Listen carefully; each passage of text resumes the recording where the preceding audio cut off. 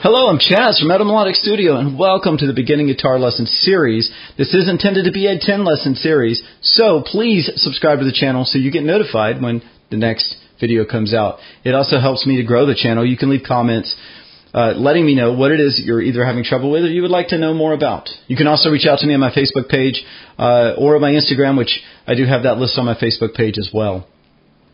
So this series is intended for the beginner or for the person who's been playing for a little while and they just want to understand a little bit more about what it is that they're doing, maybe develop a few skills. Now, there are some things that I would like you to know first. One is tuning. I'm not going to go over the tuning. I do use standard tuning, and then the names of the notes of the string, so E, A, D, G, B, E, and then also the names of the notes on the fretboard, which there's a lot of charts out there, and I can leave one in the description that tells you every fret and what that corresponding note is. Also, how to read standard tablature. I'm not going to go over how to read tablature or how to read standard notation.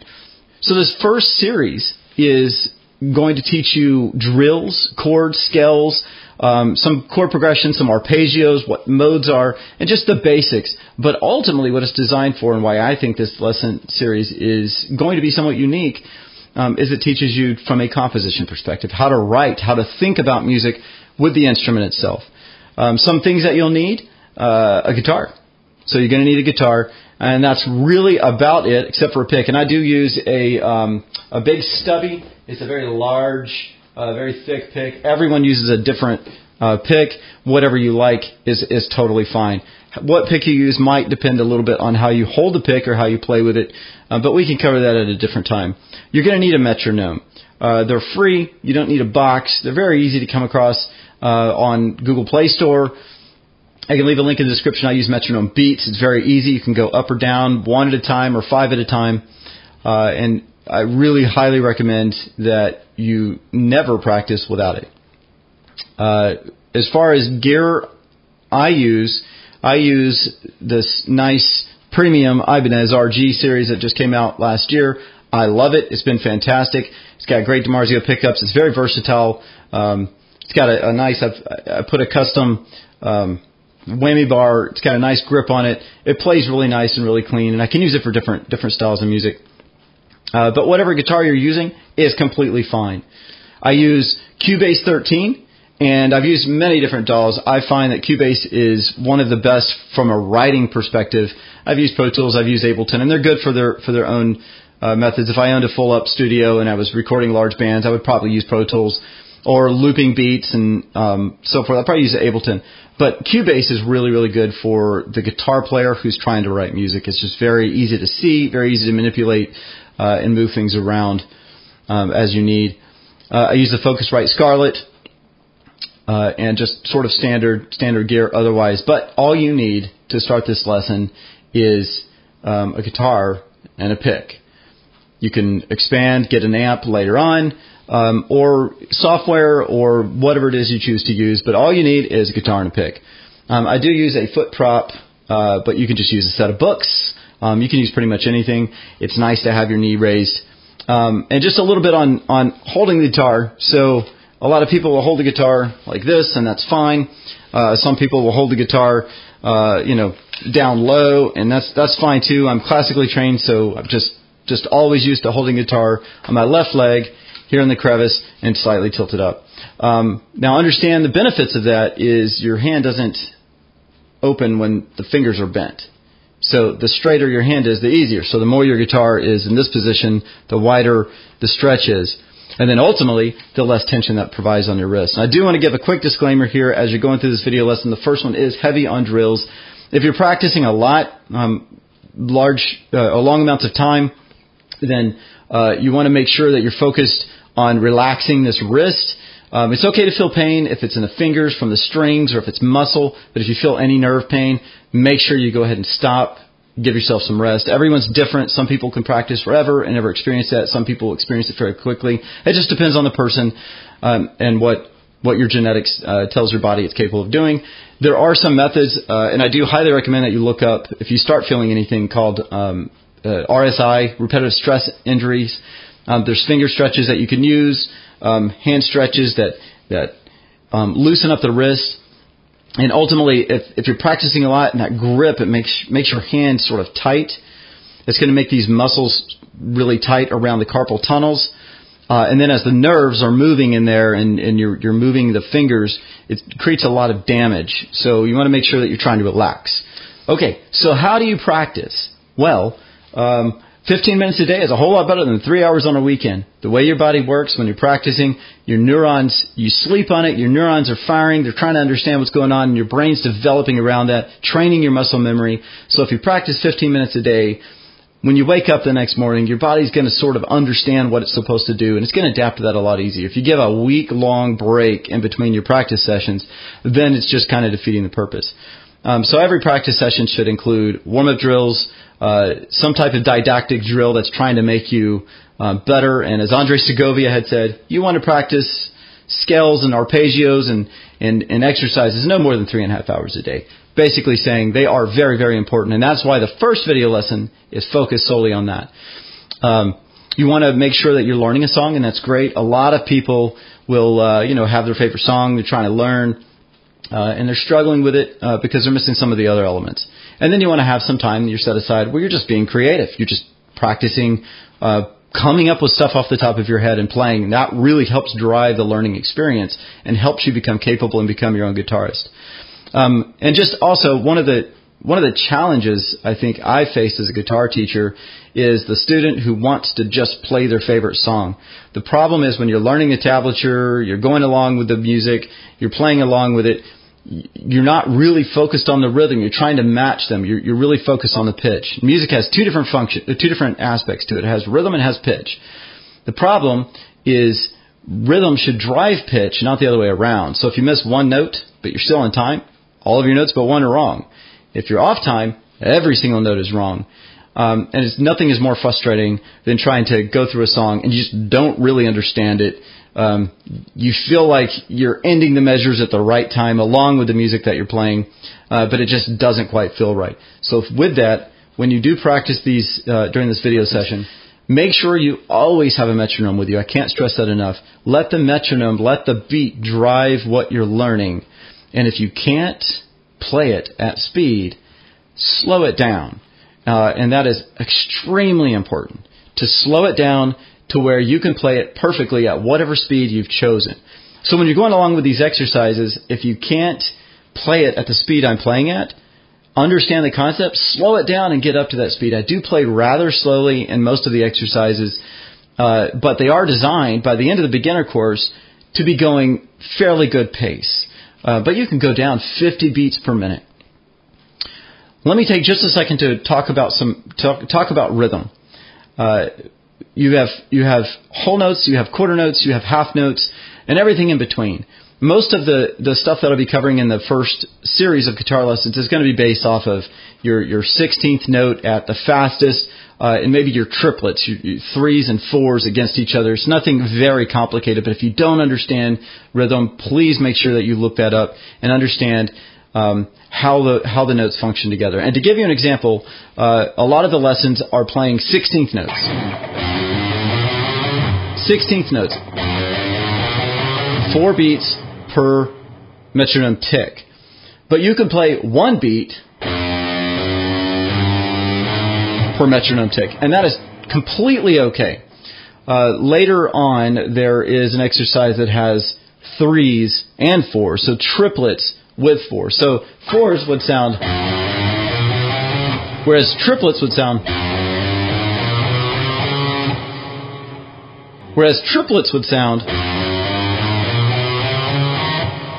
and make sure you're emphasizing that first note of each of the triplet series to help your body really adjust to playing the triplet notes. One of the exercises has 4, then 3, and so forth.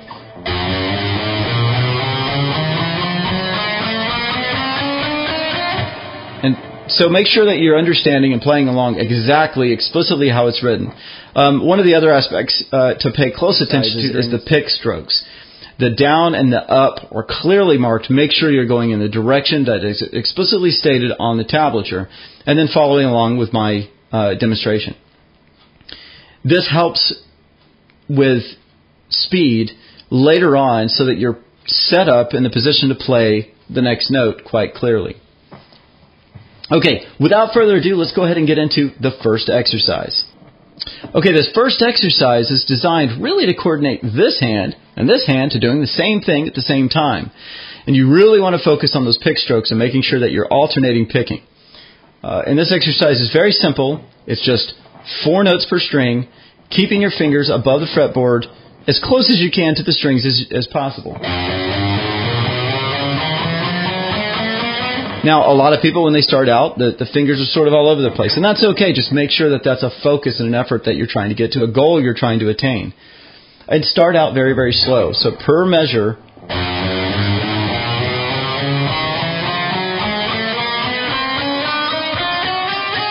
you'll have 4 sets of 16th notes, or you'll have 1 note per beat, depending on what your skill level is. In the end, playing along with the video, you're going to want to do 16th notes, or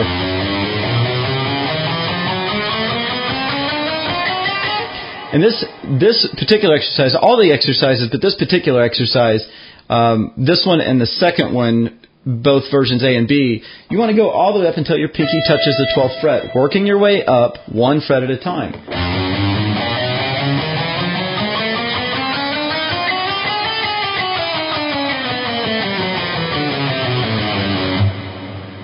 And so forth.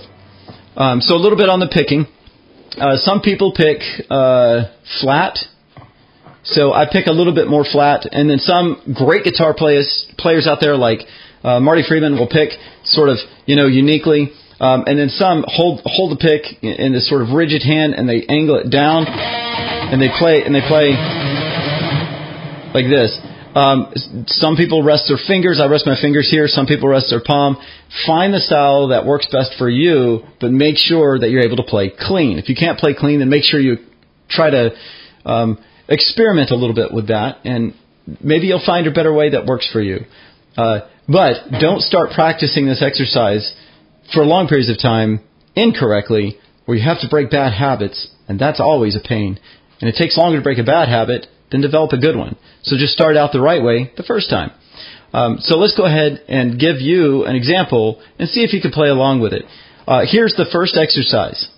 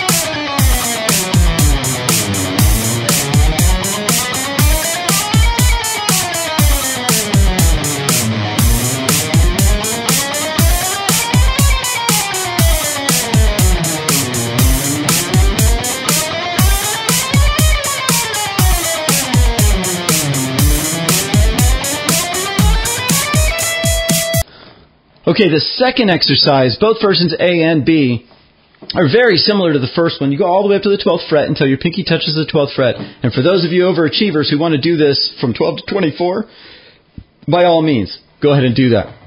You'll notice that the fret spacing is different as it goes up. It gets thinner and thinner, so it does change a little bit with the dexterity. And for those with really big hands, it's a little bit hard to get your fingers in there at the 24th fret very easily. So make sure you're having fun with it. That's what it's all about. This next exercise, both A and B, are going to leave a finger out. So instead of 1, 2, 3, 4, you're going to have 1, 2, 3. And you're going to do this 3 notes per beat. And then the next exercise is going to leave the next finger out. So one little fact that a lot of people don't understand is that the hand, these muscles are connected. It's very hard to coordinate these fingers separately. Not a lot of people can do things like this. Work every individual finger separately. So you want to focus on the finger that you're leaving out as much as the finger that you're using. And when you're doing the second exercise where you're using these two fingers, if you're having a lot of trouble staying in time, you can change up the rhythm a little bit and try to make the triplet land on the ring finger.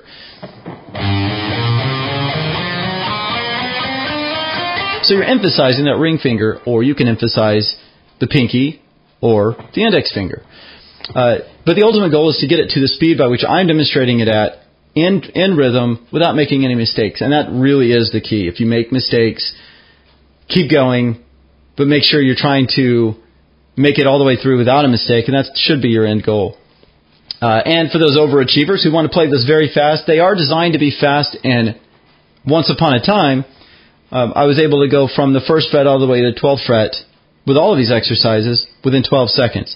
That's a very, very fast pace, very challenging to do, requires a lot of clarity and speed to be able to do it clearly, but you don't need to do that. We're talking 120 beats a minute is very, very fast at this level. But these exercises don't go away. You want to continue to practice these. They make good warm-up sessions at the beginning of every exercise, at the beginning of every practice session for you to be able to do. Get your hands warm. It's just like stretching out and warming yourself up before you go for a nice run. And I'm assuming all of you run.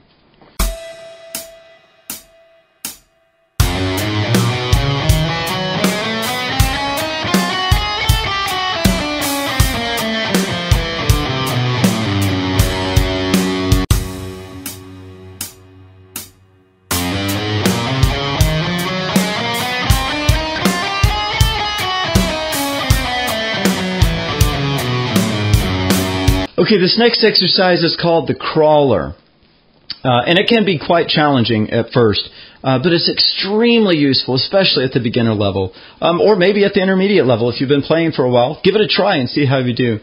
And essentially, you're going to crawl up one fret at a time, so you're taking this exercise and you're spreading it onto the next frets, and it goes like this. You'll notice I'm playing clean. I don't like to play this exercise with distortion because it just sounds awful.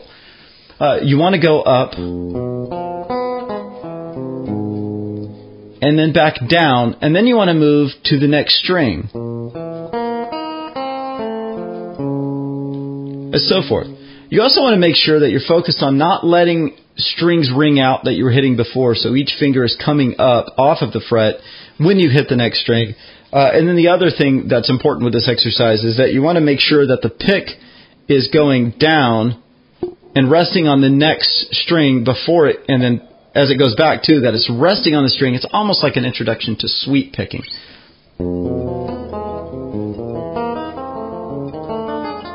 You don't want to pick each individual note. You want to kind of sweep through them, but still staying in time. And this one, again, you want to go all the way up until the 12th fret. Now, there's 4 variations to this exercise. And it's important that you get to where you can master all 4 because they all focus on something different. The first one goes up and down. The second one starts at the top, goes down then up, and so forth. And then the next one goes backwards. It does both of those variations, but the exact inverse. So, and so forth. And then the final one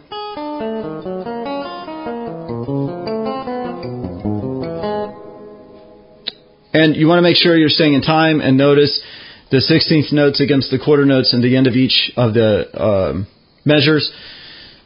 And you want to just make sure that you're focused on that sweep picking kind of approach, and that you're playing clean, and that this hand and this hand are operating simultaneously and independently at the same time, as opposed to just completely independently. Or it might sound like this. You want to make sure that you're playing every note and that you're playing them on time. And again, this one goes all the way up until your pinky touches the 12th fret.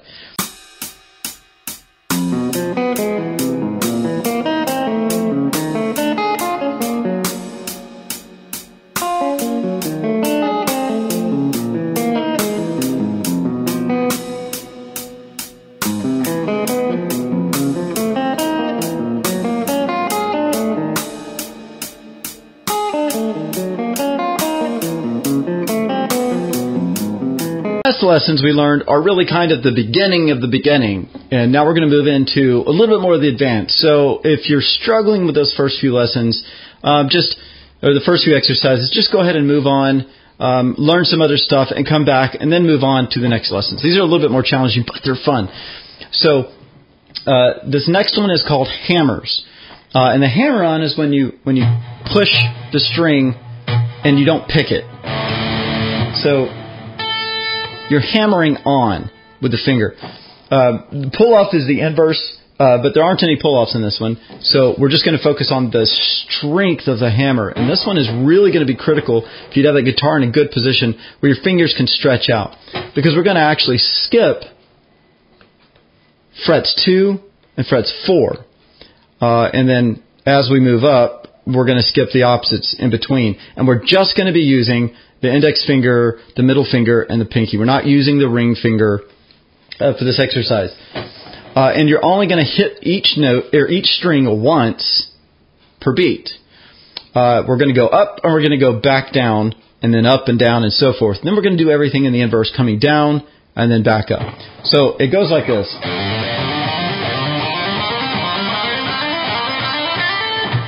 And then when you come back down, and when you come back down, and this exercise can actually be played very, very fast. And I do encourage you to try to build up the speed with it just for fun. But make sure that you're playing it in time. So what I mean by that is it doesn't sound like this. It should be.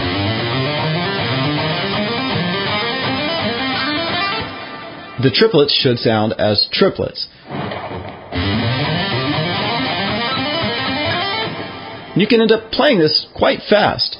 And this is one I would encourage you to experiment with the 12th to the 24th fret, as it's a little bit easier since you're leading your finger out to fit your hands in that space when you're just starting out. So good luck with this exercise. If you slow it down, make sure that you're playing the triplets in time and that you're not separating the triplets in between each other like that. Make sure it's...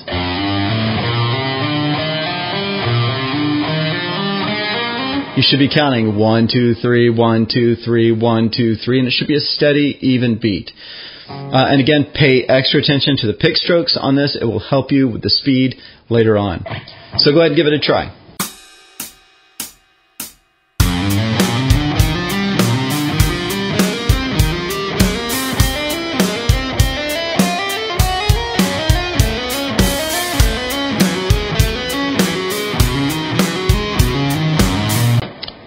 Okay, this next exercise is called the waterfall.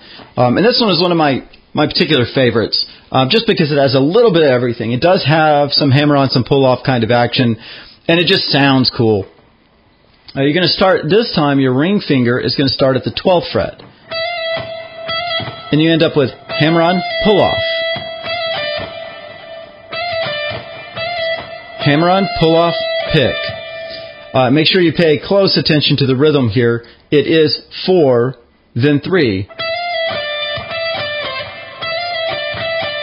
1, 2, 3, 4, 1, 2, 3. So make sure you're not playing something different than 4 and 3 every other measure. And then this one, the first variation, the A variation, is going to leave out the ring finger, so it's just your strong fingers. The ring finger is really kind of considered your weakest and most uncoordinated finger because of that connection between the muscles. And it sounds like this.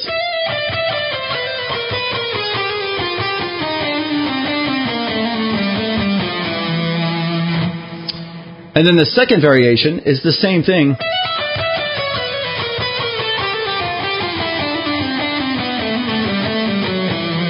Just leaving out the other finger. Make sure you can play this at a very slow tempo in time, but again, this is a fun one to try to speed up. And you can get fairly quick with this one, fairly easily, I think, because of the hammer-ons and the pull-off and the speed by which it's designed to be able to be played. But start out at the slow tempos and focus on the evenness between the fingers. Focus on the 3 against 4 and on the pick strokes, whether they're up or down.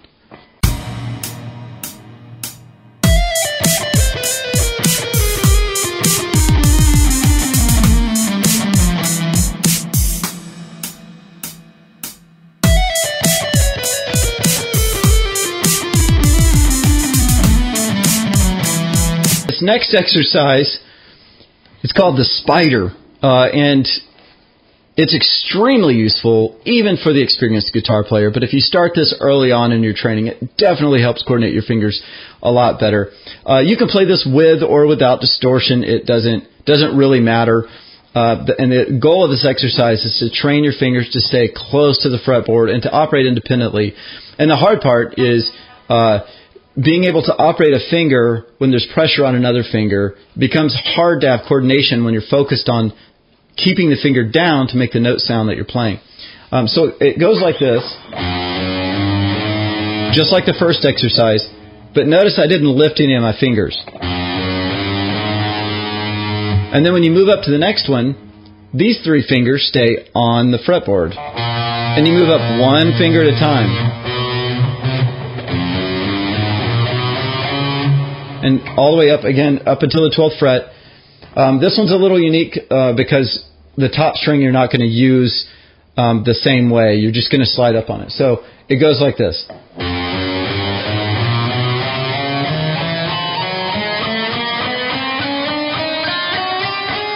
And then from here, you're not going to pick, you're just going to slide. And then you're going to start working your way down. And then the same.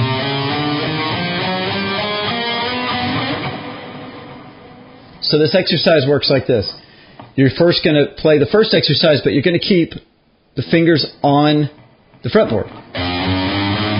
So you're not going to lift until you get to the pinky on this first finger. And then you're going to lift one finger at a time to work your way up like a spider, crawling up the neck.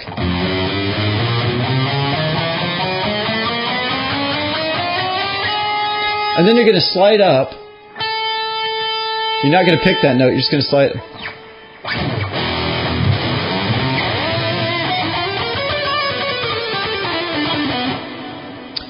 Okay, this next exercise is really designed to teach you how to keep your fingers on the fretboard and close, and then to function when there's pressure on other fingers, as opposed to just one finger at a time. You got pressure on one finger while you're trying to move the other.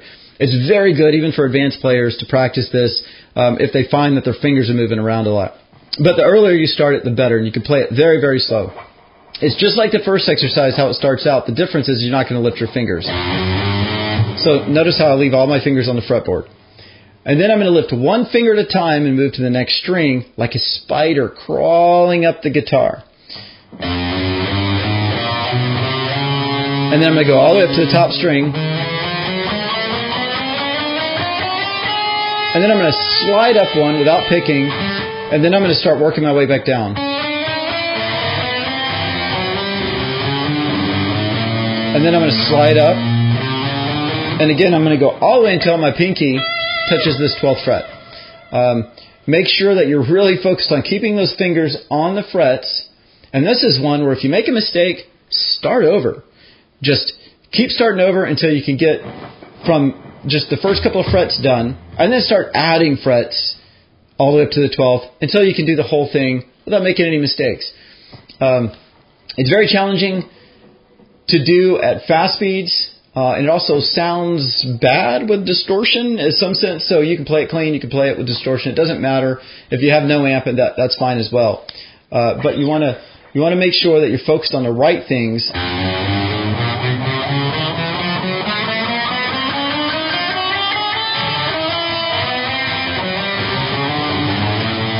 Making sure that you're keeping those fingers solidly on there and you're able to move that other finger. A lot of times what you'll see is guitar players when they're playing here, their fingers are kind of doing this. This trains you to kind of keep the fingers over the fretboard and ready and positioned to go to that next phrasing or passage or whatever it is that you're doing.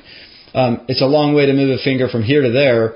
It's not very far to move it within the different strings. And this is kind of a classical way of looking at it in hand position as opposed to just playing notes and playing stuff that sounds cool. It's really about the hand positions. You know, in violin, they have first position, second position, and so forth. We really have kind of this root position with our hand where one finger is over each fret, and then we have this extended position where we have, as we learned in a previous exercise, where we have skipping frets, and then people with crazy reaches who can skip multiple frets. This one is really about solidifying what is considered the main position with one finger over each fret. And later on, what you notice, what you'll get in the modes and the scales is you start learning how you leave out a finger, or you have leaving out frets or fingers to build that for the major scale. So that'll come in a different lesson, but for this one, make sure that you're practicing this at the end of your practice session, because you want your hands to be very warm and very limber and just agile and ready to go. You don't want to start with this exercise because it puts a lot of tension when you're beginning to try to force your hand to do that. So you want to be nice and warmed up before you do it. I like to make it the last exercise I do in a warm-up routine before I move on and practice something else.